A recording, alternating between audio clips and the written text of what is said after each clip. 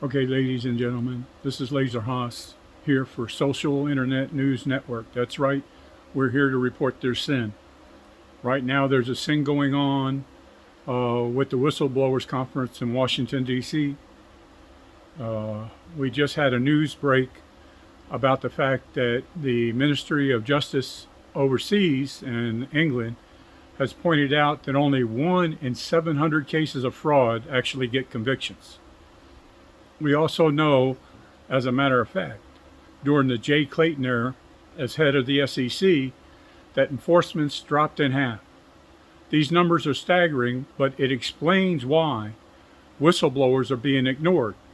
The odds are in the favor of the crooks. If they steal millions, tens of millions, hundreds of millions, and in the case of Bain Capital and Goldman Sachs, billions, that's a lot of money they can spread around to grease the wheel for people to be willfully blind. And this is inexplicable and intolerable that nothing's being done about these cases. You wouldn't believe the number of law firms that told me I had no evidence. I got confessions. I got lawyers that actually confess lying under oath. The problem is M&AT, Morris Nichols Arson Tunnel, is the eToys lawyer and my court-appointed lawyer as CEO of the eToys public company during bankruptcy. And Paul Roy Traub was the attorney for the creditors committee. The thing is that eToys had been defrauded in going public of $1 billion by Goldman Sachs, where our stock went to $85 a share, but we got less than $20 a share in what's called a spinning scheme, where people that Goldman Sachs handpicks to get the windfall profits agree to share back a portion in other business, right? It's against the law all over the place. The problem is, just like Paul Roy Traub being a Bain Capital lawyer, now being on the creditors committee with Mattel, which Bain Capital also has 12 million shares of, affiliated parties, resulted of another criminal merger that defrauded Mattel of $4 billion. These guys is like Frank Nitti prosecuting Al Capone. And I'll give you a better example of it by his own words. His campaign claimed, when I caught him lying about when he left Bain Capital, his campaign manager said that Mitt Romney had retroactively retired from Bain Capital from August 2001 back to February 11, 1999. The reason he had to say this is Mitt Romney signed under oath a pledge stating that he had nothing to do with Bain Capital after February 11, 1999, and he signed so under penalty of perjury to the entire country. Now, MoveOn.org sent a request that there be a federal investigation about that. It didn't happen. One of the reasons it didn't happen is Colm F. Finconnelly was the assistant U.S. attorney when the frauds happened against Mattel and eToys, and then he became a partner of M&AT, the law firm that was doing the fraud, helping Goldman Sachs and Bain Capital rip off Mattel and eToys.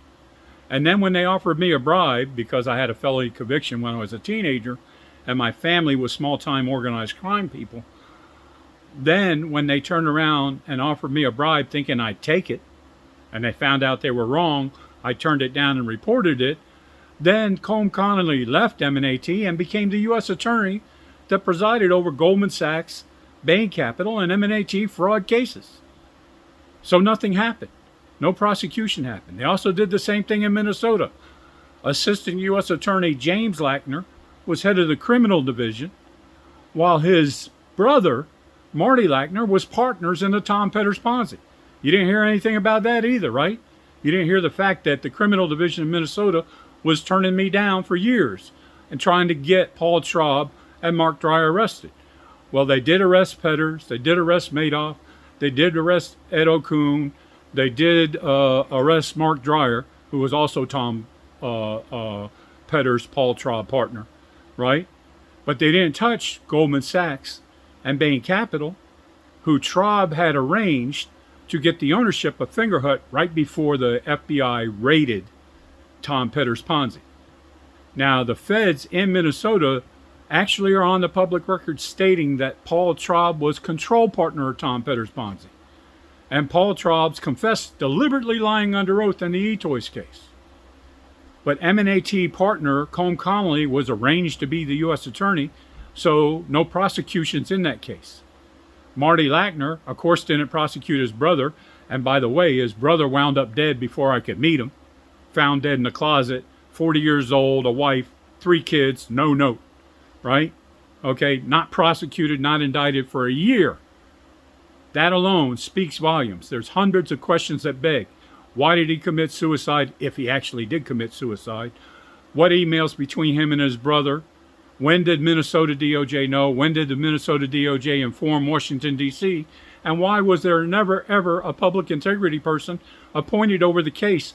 That's the required protocol when the attorney, U.S. attorney, has a conflict of interest. That's because if anybody outside came and did the case, they couldn't steal what was really going on in Tom Petter's Ponzi, because they lied to everybody and said it was only $3.7 billion, but I got them to confess it was over $40 billion. Now, when do you see the feds ever downplay how severe a case is so they can't get the glory of how big a crime they arrested? That's when they're getting their share of the Lions funds after the arrest. Because Tom Petter's lawyer, Doug Kelly, switched sides and became the receiving prosecutor over Tom Petter's fraud cases. Now, will we ever allow Frank Nitti to be the prosecutor of Al Capone knowingly? No, of course not. They hide these facts from us. Instead, Mitt Romney claims that he was retroactively retired, in essence, from his organized crimes. This is the real world, folks. This is why Jay Clayton and his top enforcer, Stephen Piken, also refused to indict the E-Toys case. That's why Jay Clayton had a golfing session with Trump and tried to be a U.S. attorney in the Southern District of New York to downsize his role under the claim he wanted to go back home, like he couldn't work from home as the chair of the SEC. Again, we were a digital world all during 2020. The fact is, we have a rigged system. They retaliate, ostracize, and sometimes kill the whistleblowers. They jail them, just like happened with Hale yesterday, Reality Winner. Look what happened to our buddy Steven Donziger. It's such a sham, it's such a mockery of justice that lawyers around the world, bar associations around the world, Nobel laureates, law professors, Susan Sarandon, Marianne Williamson, so many people are pointing out the sham of justice of retaliating against Steven Donziger. And yet we can't get justice. They just said he was convicted. It's a joke. It's pathetic. And we have to stop this. We have to stop this. Our elected officials and their nominations are the reason for the problem. There's plenty of decent people in the ranks. But if they point it out, like Jane Turner or U.S. Marshal Robert Lediger, they get ostracized. These are our heroes, people. This is who we have to rally around. This is the type of people we have to applaud and encourage more of.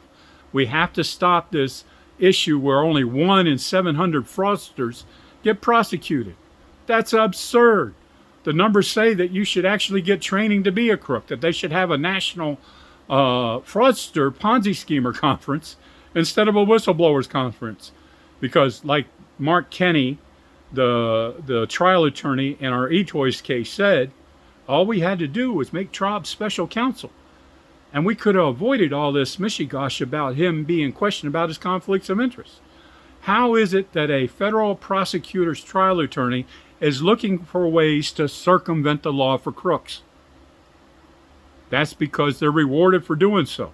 And you and I can't investigate that. We would be accused of stalking and being terrorists. Only the blue wall of science, the lawyer world of science, the judge's law of silence, the politician's law of silence, the oligarch's law of silence. That's 699 of them getting millions, tens of millions, hundreds of millions, and billions of dollars to destroy whistleblowers, to destroy the evidence, to bury the cases, and only watch a small fry get prosecuted. We have to change this paradigm. Instead of protesters and whistleblowers going to jail, we have to do like they did overseas and put the bankers in jail. Seize their assets. Watch what happens when you do that, how fast it cleans up, how fast a lot of them run, try to go to non-extradite countries. I'm very pissed This is Laser Haas for Social Internet News, and you just got another report on their sin.